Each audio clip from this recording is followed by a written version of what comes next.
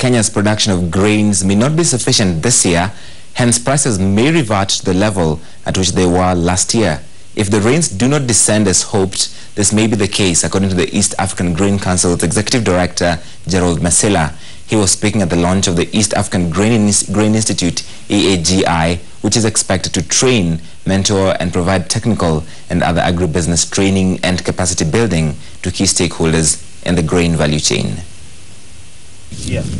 Last year, there were several cases of crop failure, mainly owing to the drought. Additionally, substandard seed supplied to farmers contributed to the poor crop performance. This, by extension, led to low supply vis-a-vis high demand and hence high grain prices. And this year, in the event that the rains do not fall as expected, Kenya's grain supply may relapse. We think that the production will not be sufficient, and there's a likelihood that the prices might actually go quite high, possibly to the sort of prices that we saw last year. And further still, the supplies in the stores are not where they are expected to be.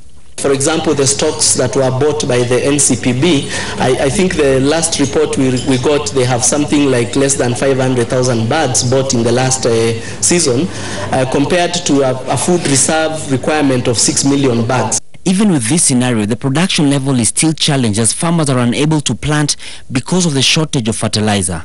One other cause of low supply of cereals in the market is lack of the relevant knowledge at various stages of the value chain. The East African Grain Council has sought to address this by opening an institution, the East African Grain Institute, to empower the stakeholders. It is a testimony of our resolve to contribute together with our partners towards addressing capacity gaps in the agribusiness sector, which have led to a perennial underperformance. This is hoped to help reduce losses because of inefficient practices and cut down transaction costs that have cost farmers and the country at large. The area of post-harvest losses is a very, very serious issue in the industry, because the kind of losses that the industry is incurring are just not acceptable. And if we are to reduce those losses even by 20 or 50%, it's going to be a lot of more food that will now be available in the market systems to be consumed. Even as the grain production issue is attended to,